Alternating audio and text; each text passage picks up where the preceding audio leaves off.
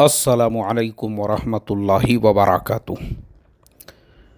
बिस्मिल्लाहिर्रहमानिर्रहीम नहमदुहु व नुसल्ली अला रसूलिहिल करीम व अला आलिहि व अस्हाबिहि अजमईन, अम्मा बाद। मोहतरम भाइयों, बुज़ुर्गों और दोस्तों, 12 रबीउल अव्वल के बाबरकत मौके पर हम आपको एक हदिया, एक गिफ़्ट आज देने जा रहे हैं।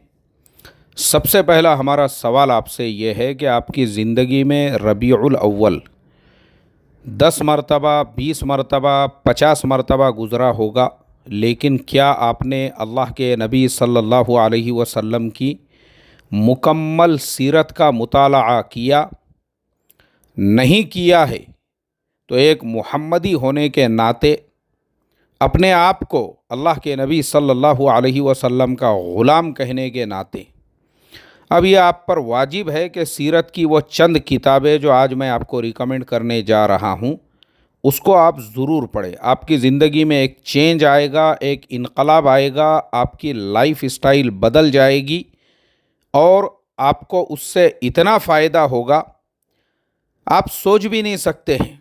आज ये जितनी बीमारियों के अंदर लोग मुब्तला है, मैं उनको गारंटीड कहता हूँ कि अगर वो सीरत का मुताला करेंगे, वजह यह है कि मैं ख़ुद अपनी ज़िंदगी के अंदर पूरी शिद्दत से सीरत के कंसेप्ट को फ़ॉलो करता हूँ, चाहे वो बिज़नेस हो, कारोबार हो, तालीम हो या कोई भी लाइन हो, और वही मैं आज आपको सिखाने जा रहा हूँ और मेरे अपने पर्सनल तजुर्बात। लेकिन याद रखो, सीरत की वो आसान किताबें जो आम लोगों के लिए है, एक तो दीनी तालीम का रिसाला है जो नॉर्मल लोग हैं आसानी के साथ उर्दू जो पढ़ सकते हैं, और जिन लोगों को थोड़ी और अच्छी उर्दू आती है तो उनके लिए हज़रत मौलाना सैयद अबुल हसन अली मियां नदवी रहमतुल्लाह अलैह की किताब नबी रहमत, इंतहाई मुफीद और मुकम्मल सीरत।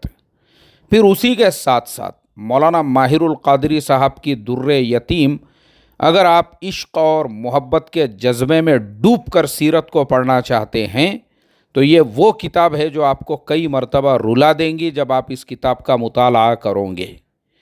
और अगर आप सीरत के ज़रिए से अपनी ज़िंदगी में एक इनकलाब लेकर आना चाहते हैं, अपने आप को झंझोड़ना चाहते हैं, आप सीरत को इंतहाई बारीकी से समझना चाहते हैं और आप ये समझना चाहते हैं कि भाई सीरत मेरे अपने पर्सनल ज़िंदगी के ऊपर कैसे इम्पैक्ट डालती है, तो मैं आपको सजेस्ट करूँगा हज़रत मौलाना वहीदुद्दीन ख़ान साहब रहमतुल्लाह अलैह की पैगम्बर इनकलाब। ये किताब आपको हिंदी में भी मिल जाएगी और इसी तरह से अंग्रेज़ी में दी प्रॉफिट ऑफ रिवॉल्यूशन, आप इसको फ्री में डाउनलोड कर सकते हैं। और जितनी किताबें मैंने बताया हूँ, ये सारी किताबें भी आपको PDF के अंदर मिल जाएगी। तो आप अपने जो भी आपका सहूलत वाला टाइम होगा उसके एतबार से आराम से, इत्मीनान से अपने लैपटॉप में या अपने टैब के अंदर ये किताबें पढ़ सकते हैं। ऐसे ही जो लोग सीरत को सुनना चाहते हैं, हमारे चैनल की प्ले लिस्ट में आप जाइए, वहाँ आपको हमारी 2014, 15, 16, 17 यहाँ तक के 2022 तक की सीरत मिलेगी। ध्यान से, तवज्जो से आप हमारी सीरत को सुनोगे तो आपको सीरत जो है ऐसी नज़र आएगी जैसे आपके नज़रों के सामने आप सीरत को देख रहे हो। और मैं आपको बता दूं, अल्हम्दुलिल्लाह हमारी सीरत के सुनने वाले ऐसे भी लोग मौजूद हैं। एक हमारे अज़ीज़ दोस्त है, यही मीठा नगर कोंडवा में मेरे पड़ोस में ही रहते हैं। वो मेरे ऑफ़िस में आए और मैंने उनके मोबाइल के अंदर जो है मेरे लैपटॉप में से सीरत ऑडियो की शक्ल में उनको ट्रांसफ़र करके दिया। उनका कहना यह था कि मैं आपकी सीरत को 200 मरतबा सुन चुका हूँ, 200 मरतबा, और मैं बार बार सुनते रहता हूँ, रिपीट दर रिपीट।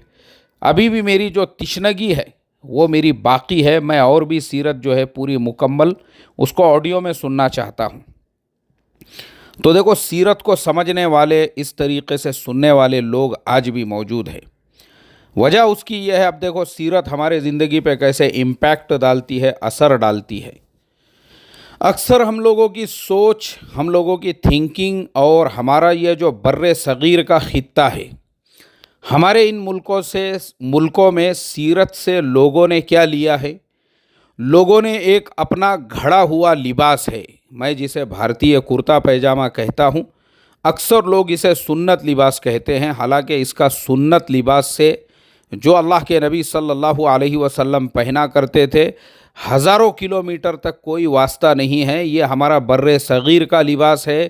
یہ پورے بر صغیر میں افغانستان، پاکستان، بنگلہ دیش اور انڈیا، یہ ہمارے ملکوں کے اندر پہنا جانے والا جو بھارتیہ کرتا پیجامہ ہے، یہ ہمارا اپنا لباس ہے۔ اس کا سنت سے کوئی واسطہ نہیں ہے، مگر ہمارے ان ملکوں میں ہم نے سیرت سے کیا لیا؟ بولے لباس۔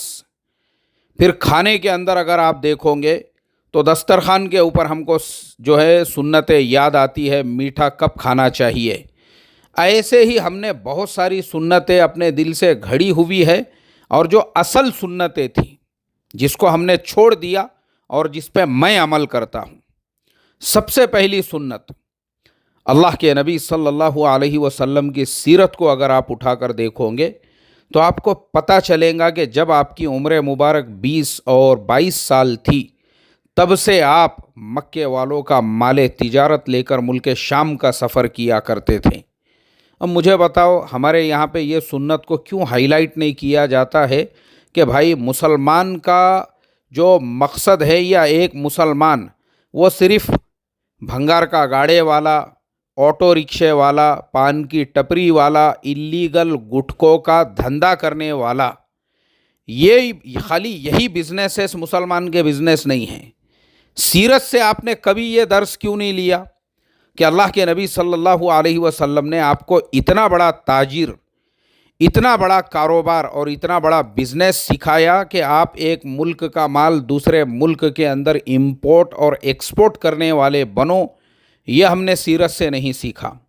اب ہمارے یہاں پہ سیرت کے جو کچھ من گھڑت قصے کہانیاں بیان کیے جاتے ہیں کہ 3 مہینوں تک گھر میں چولہا نہیں جلتا تھا اور 3 مہینوں تک فاقہ ہوتا تھا، ان میں سے اکثر واقعات گھڑے ہوئے ہیں جو ضعیف ہے، اور بہت ساری کتابوں کے اندر اس کو موضوع قرار دیا گیا ہے کہ یہ سارے گھڑے گھڑائے ہوئے واقعات امت کو غریب بنانے کے لیے، مفلس بنانے کے لیے، فاقہ کش بنانے کے لیے اس لیے بیان کیے جاتے ہیں تاکہ وہ بڑے بڑے بھیڑیے جو آپ کو اس طرح کے واقعات بیان کر کے اپنا ذہنی غلام بنانا چاہتے ہیں، وہ آپ کے اوپر حکومت کر سکے۔ اور دنیا میں آج تک یہی چلتے آ رہا ہے کہ جن لوگوں نے دنیا میں لوگوں پہ حکومتیں کی، انہوں نے سماج کو اس کے پیروں پہ نہیں کھڑا رہنے دیا۔ اس نے سماج کو بھنگار کے دھندوں میں، گٹکوں کے دھندوں میں، پان ٹپریوں میں، چائے کی ٹپریوں میں اور اللیگل کاروبار کے اندر لگا کے رکھا تاکہ سماج غریب رہے، تاکہ سماج مفلس رہے۔ دادا بھی رکشہ چلاتے تھے، پوترا بھی رکشہ چلا رہا ہے، دادا بھی بھنگار کا گاڑا لے کے گھومتے تھے، پوترا بھی بھنگار کا گاڑا لے کے گھوم رہا ہے، تاکہ سماج پیڑھی در پیڑھی غریب رہے، مفلس رہے، فاقہ کش رہیں گا، تو تبھی ان اشراف کی غلام گیری کرے گا۔ سماج کے یہ جو اشراف ہیں نا، ہمارے اوپر مسلط ہو کے بیٹھے ہوئے ہیں۔ میں آپ کو میرا پرسنل تجربہ بتاتا ہوں۔ ایک جگہ پہ علماء کا جوڑ تھا، میں بھی وہاں پہ پہنچا۔ اب جب میں وہاں پہ پہنچا تو جو بیان کرنے والے صاحب تھے وہ بیان میں یہ کہہ رہے تھے کہ بولے دیکھو، علماء نے مالدار نہیں ہونا چاہیے، علماء نے غریب ہی رہنا چاہیے۔ یہ غربت، یہ افلاس، یہ فاقہ کشی علماء کو میراث میں ملی ہے، کیونکہ علماء انبیاء کے وارثین ہیں، تو ایسی ہی فاقہ کشی اور غربتیں۔ تو میں سوچنے لگا، کیونکہ بھائی میرا مطالعہ بچپن میں، میری عمر 8-10 سال تھی، میں تب سے مطالعہ کرتا ہوں، تو میں اندھا بہرا بن کے کسی کی بات پہ بھی بھروسہ نہیں کرتا ہوں، چاہے بیان کرنے والا جو ہے وہ اپنے وقت کا علامہ ہو، چاہے وہ کوئی بھی ہو۔ تو میں سوچنے لگا کہ بھائی انہوں نے کن انبیاء کی سیرت پڑھی ہوئی ہے۔ اب اگر ہم انبیاء میں ہی دیکھیں گے، حضرت آدم علیہ السلام سے لے کے ہمارے نبی پاک صلی اللہ علیہ وسلم تک سارے ہی انبیاء آپ کو، حضرت آدم علیہ السلام نے سب سے پہلے دنیا کے اندر کھیتی باڑی کی، دنیا کو کھیتی باڑی سکھا کے چلے گئے۔ حضرت نوح علیہ السلام وہ ستاری کا کام کرتے تھے، کارپینٹر تھے۔ باقی کے بھی انبیاء کی سیرت دیکھو، حضرت شعیب علیہ السلام کو شعیب کے معنی آتے ہیں گھاٹی والے۔ اب میں خود سعودی عربیہ کے اندر اس وادی کا سفر کر چکا ہوں جہاں حضرت شعیب علیہ السلام رہتے تھے۔ آج بھی آپ کو جو ہے سعودی عربیہ میں مدائن صالح کے نام سے ایک شہر ملے گا، وہ بہت بڑی گھاٹی ہے، اس کو گھاٹی ہی جو ہے شعیب علیہ السلام کی گھاٹی کہا جاتا ہے۔ اب وہ گھاٹی کو شعیب علیہ السلام کی گھاٹی کیوں کہتے ہیں؟ شعب سے شعیب بنا ہوا ہے، اور شعب کے معنی ہی گھاٹی یعنی ویلی کے آتے ہیں، کیونکہ ان کے پاس ہزاروں بکریاں تھیں، ہزاروں بکریاں۔ اب میرا سوال ہے، ہمارے کتنے علماء ایسے ہیں جن کے پاس میں 5 بکریاں ہیں، 10 بکریاں ہیں، 25 بکریاں ہیں، 20 بکریاں ہیں؟ مجھے آپ بتا دو۔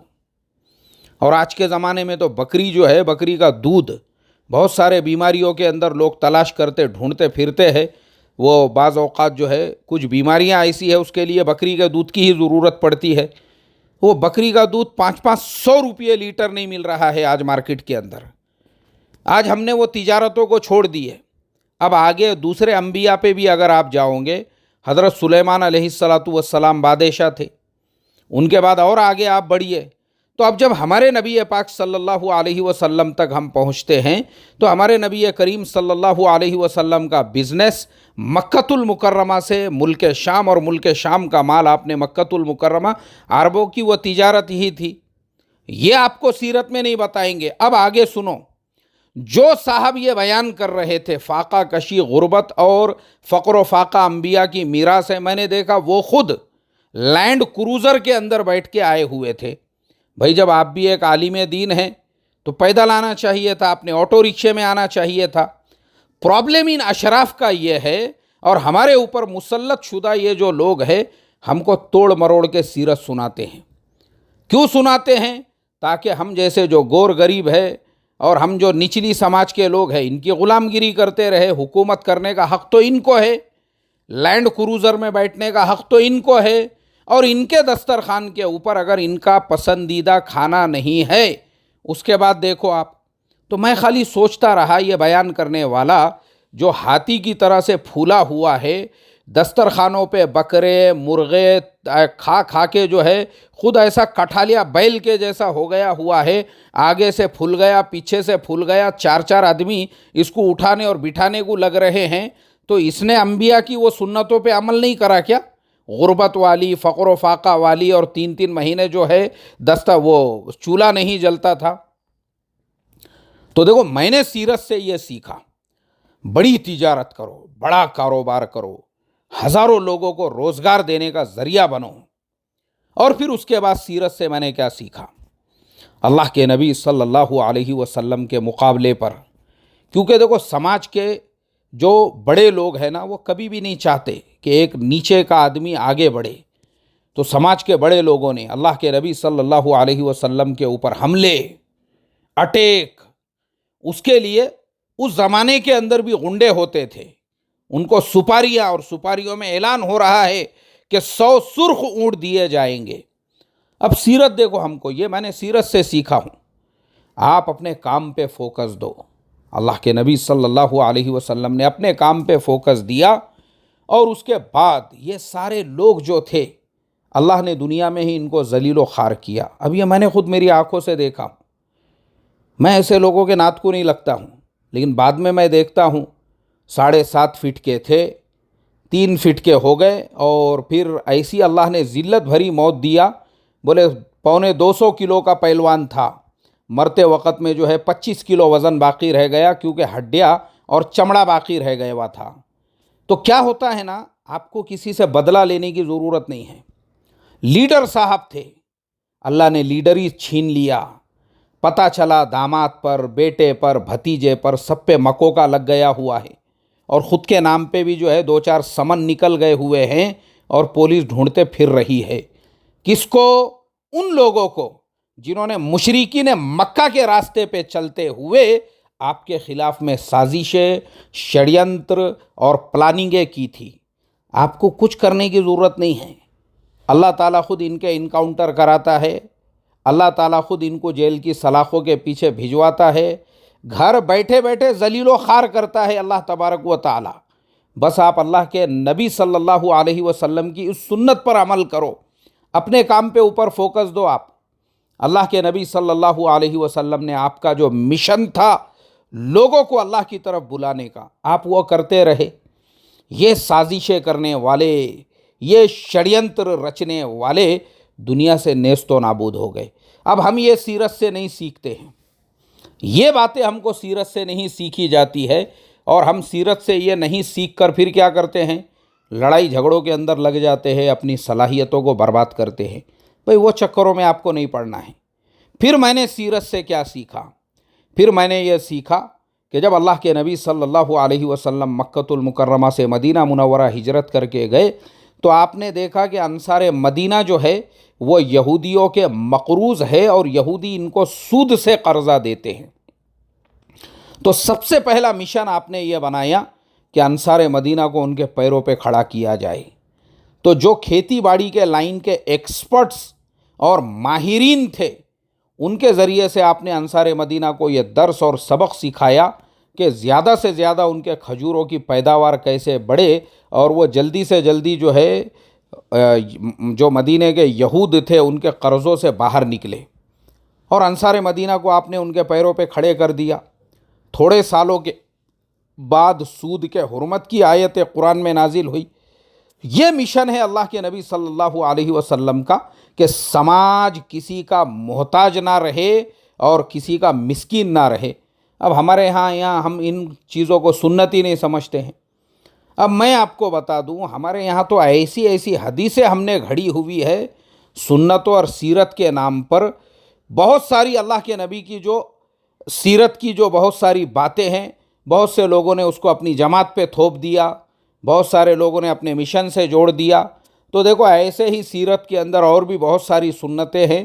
یہ سب سنتوں کو سمجھنے کے لیے ہماری پلے لسٹ میں جاؤ، اور وہاں پہ ہمارے سیرت کے جو تفصیلی بیانات ہیں وہ آپ سنو۔ اور اگر ائمہ خطبہ میری بات کو سن رہے ہیں، کل جمعہ کا بابرکت دن ہے، اپنی مسجدوں میں ان سنتوں کو ہائی لائٹ کرو۔ ان سنتوں کو، بھارتیہ کرتے پیجامے کو جو تم سنت سمجھ رہے ہو وہ سنت نہیں ہے۔ بہت سارے لوگ بڑی بڑی جھپوٹیاں چھوڑی ہوئی ہے، ان کو لگ رہا ہے ہم نے زلفوں والی سنت کو زندہ کیا۔ بھائی زلفیں نہیں ہیں، تم ویسے جھپوٹیاں چھوڑ کر اللہ کے نبی صلی اللہ علیہ وسلم کی جو اتنی بابرکت زلفوں والی سنت تھی، ارے تم اس کا حق نہیں ادا کر رہے ہو۔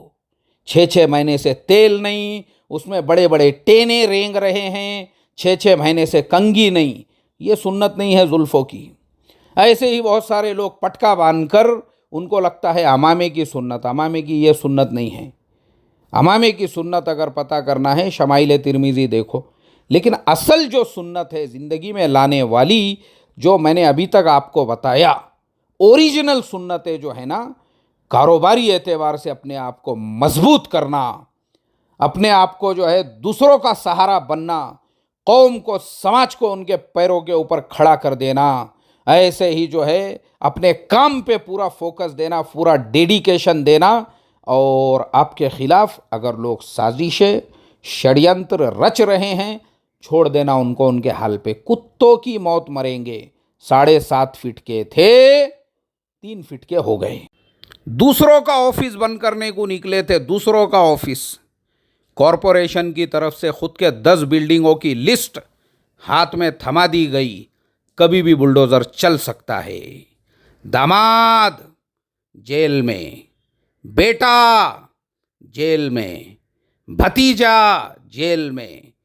آمدار بننے کا تھا، صاحب کے دروازے پہ وہاں جا کے ماتھے ٹیک رہے تھے کہ صاحب ہم کو ٹکٹ دے دو، مگر چونکہ آپ کے مخالف تھے نا، آپ کے ساتھ تو اللہ کی مدد تھی، اس لیے صاحب ان کو ٹکٹ کیا دیتے، صاحب نے ہاتھ میں کٹورا دیے اور بولے بیٹا تمہاری اوقات آمدار بننے کی، نگر سیوک بننے کی تو کیا، گرام پنچایت کا ممبر بننے کی بھی نہیں ہے۔ اللہ حفاظت فرمائے۔ السلام علیکم ورحمۃ اللہ وبرکاتہ۔